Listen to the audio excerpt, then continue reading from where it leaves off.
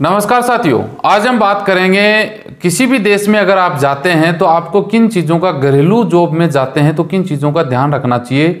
क्या आपके कानूनी अधिकार हैं, क्या वहाँ के लेबर लॉ में आपके कानून बनाए गए हैं, खासतौर से अगर आप वीए में रहते हैं तो। जी हाँ, बाकी वीए की बात करें तो भाई गल्फ देशों में Dubai, Qatar, मस्कत, Bahrain, Kuwait, Saudi वगैरह किसी भी देश में रहते हैं तो जो घरेलू नौकर के तौर में अगर आप काम कर रहे हैं तो आपके सेम कानून है, कोई डिफरेंस नहीं है। जी हाँ, सैलरी ऊपर नीचे हो सकती है, बाकी कानून आपके सेम ही रहेंगे। जी, तो आप इन चीज़ों को ध्यान रखिए। सबसे पहले इंपॉर्टेंट बात हम बात कर लेते हैं कि गल्फ देशों में अगर आप घरेलू जॉब में जाते हैं तो मुझे लगता है कि आप सब के सब 90% लोग पैसा दे के जाते हैं, जबकि बिल्कुल फ्री ऑफ कॉस्ट ये जॉब होता है, एक चवन्नी भी नहीं मिलती है। जबकि इसके विपरीत जो आपको जॉब के लिए हायर करता है वो सामने पैसा देता है। किसको देता है? जॉब कंसल्टेंसी यानी ऑफिस वालों को, कि ये तो 2000 दराम, 5000 दराम, ये 1500 2000 दराम पकड़, हम आपको टिकट भी देंगे, हम आपको वीज़ा भी देंगे और हमें 2 बंदे 5 बंदे अग्रीमेंट करवा दीजिए। ये स्थिति होती है। जी हाँ, लेकिन उल्टा इससे होता है कि एजेंट लोग आपको ये बोलते हैं घरेलू नौकरी लगवा दूंगा आपको इतने पैसे, यानी वो ज़्यादा पैसों की डिमांड करते हैं आपसे। आपको देखिए 10 पॉइंट में ऐसे बताऊंगा कि अगर आप घरेलू जॉब में जाते हैं तो ये चीज़ें आपको ध्यान में रखने की हैं। आप ये चीज़ें ध्यान में रखोगे तो कोई आपका बाल बांका है ना वो भी नहीं कर पाएगा। जबकि कानून जानते हो ना तो अगले को समझ में आता है कि बंदा कानून जानता है, इसके साथ हम गलत नहीं कर सकते, वरना घरेलू नौकर जो होते हैं उनके साथ में ज़्यादा प्रॉब्लम क्रिएट होती है। जी, तो आज हम 10 पॉइंटों के बारे में बात करेंगे। वीडियो पूरा देखिएगा, अच्छा लगे तो भाई लाइक शेयर करिएगा, चैनल जरूर सब्सक्राइब करके बेल आइकन ऑन कर लीजिएगा, फेसबुक पेज वाले पेज को फॉलो करके रखिए ताकि हर रोज आपको विदेश से रिलेटेड नई नई अपडेट मिलती रहे। तो चलिए शुरुआत कर लेते हैं। सबसे बड़ा पॉइंट, सबसे पहले फर्स्ट नंबर पे बात करें कि आप 2 साल के एग्रीमेंट में जाएंगे। जी हाँ, आप किसी भी एजेंसी के द्वारा, किसी ऑफिस में, या आप गल्फ देशों में रहते हुए भी घरेलू जॉब में अप्लाई करते हैं किसी एजेंसी के पार्टी के द्वारा या थर्ड पार्टी के द्वारा, तो ये नहीं कि वो आपको 2 महीने के लिए काम पे रख रहा है, 3 महीने के लिए, नहीं जी। अग्रीमेंट आप वहां पे रहते हुए करें तो कम से कम 6 महीने का होना चाहिए। अगर आप इंडिया से अग्रीमेंट इसी जॉब में जा रहे हैं तो 2 साल का आपका कम से कम अग्रीमेंट होना चाहिए, इससे कम नहीं अग्रीमेंट होना चाहिए। और जॉब अग्रीमेंट पे जो लिखित शर्तें हैं ना उनको पढ़ना आपको जरूरी है, इस बात का ध्यान रखिए। इंग्लिश में अग्रीमेंट आता है लगभग में, तो आप उसको हिंदी ट्रांसलेशन कर सकते हैं या ऑफिस वाले को बोल सकते हैं कि भाई पढ़ के सुनाइए इसमें क्या क्या लिखिए, क्योंकि घरेलू वर्करों की सबसे बड़ी प्रॉब्लम ये होती है कि उनको पढ़ना नहीं आता इंग्लिश। तो ये चीजें हो गई। दूसरी बात करें, कहीं पर भी आप नौकरी कर रहे हैं तो नौकर वाली फीलिंग बिल्कुल नहीं सामने को आपको एहसास करवानी है।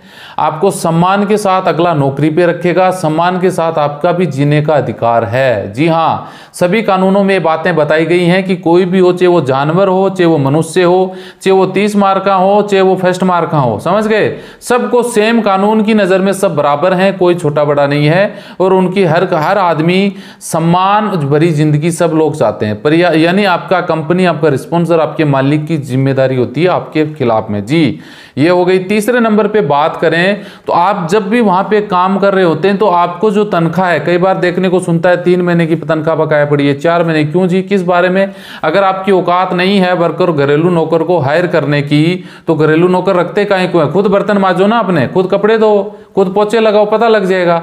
एक वर्कर को दूसरी जगह से बुलाकर आप काम करवाते हैं, समय पे उनको तनख्वाह नहीं देते हैं, औकात नहीं है तनख्वाह देने की, बात करते हैं सेक्स। ऐसा कई बार देखने को आया है भाई।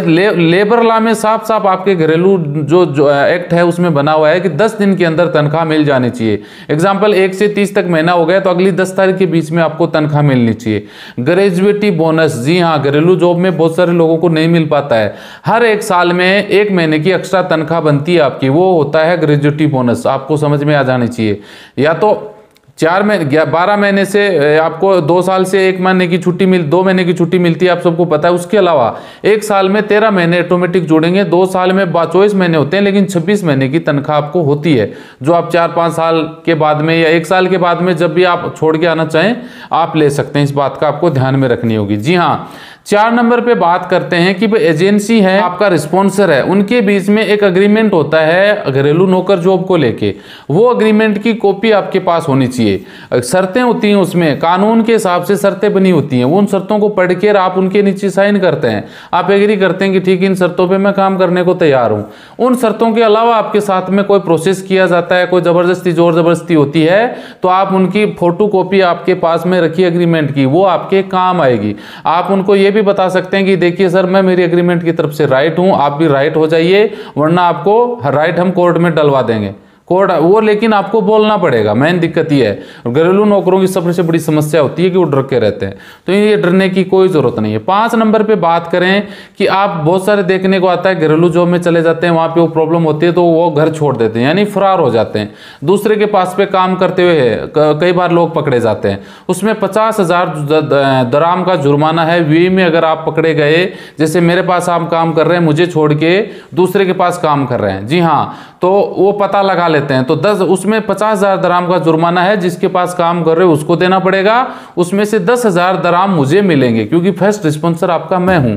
समझ गए? तो ये चीजें आपको बिल्कुल नहीं करनी है जी। अगले पॉइंट पे बात करें कि मान लीजिए आप जिस ऑफिस के द्वारा, जिस एजेंसी के द्वारा वहां पे भर्ती हुए हैं, जिस ऑफिस, जैसे मान लीजिए मेरे पास ऑफिस है, मैंने 100 लोगों को अलग अलग जगह पे एग्रीमेंट के माध्यम से उनको दे दिया, आपको एग्रीमेंट करवा के वीजा वगैरह सब करवा दिया। उसमें से 10 बंदे ऐसे थे जिनके कुछ प्रॉब्लम हो गई, वो भाग गए, समय से पहले भाग गए। अब जिनको आपने आप जिनके पास काम कर रहे होते हैं, जिन्होंने आपका वीजा लगवाया, जिन्होंने एजेंसी को आपकी फीस दी, आपको आप कमीशन दिया, एजेंसी को आपका टिकट दिया, आपका पूरा खर्चा वहन किया, और आप 2 महीने बाद भाग गए, अगले का तो पैसा लग गया।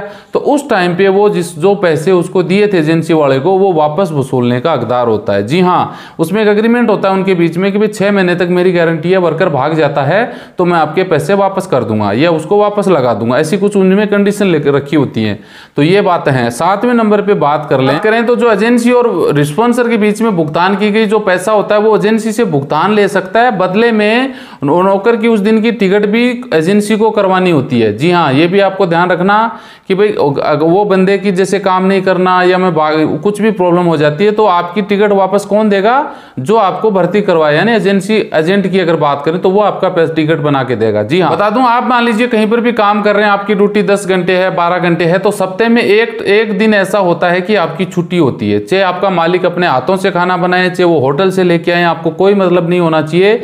आपको हफ्ते में एक छुट्टी मिलेगी तो मिलेगी। एक्स्ट्रा अगर काम करवाया जाता है तो उसका एक्स्ट्रा भुगतान उनको करना होता है। ये सब बातें आपके एग्रीमेंट में लिखी होती हैं, आप पढ़ सकते हैं। जी हाँ, अगर बात करें 12 घंटे तक आप लगातार काम कर रहे हैं तो 8 घंटे आप लगातार काम करेंगे, उसके बाद में आप आराम कर सकते हैं। जी, समझ रहे हैं बात को?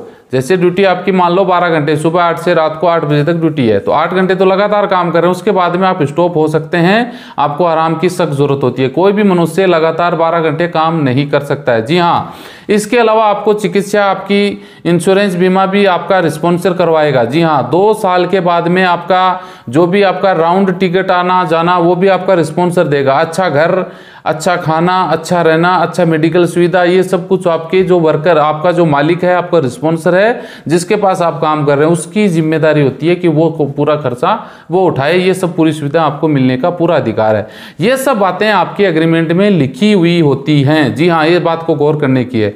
तो आप बातें समझ में आ गई होंगी भाई। 10 पॉइंट ये आपको याद रखने हैं जब भी आप घरेलू जॉब में जाते हैं। घरेलू जॉब क्या हो सकता है भाई? कोई भी जॉब हो सकता है।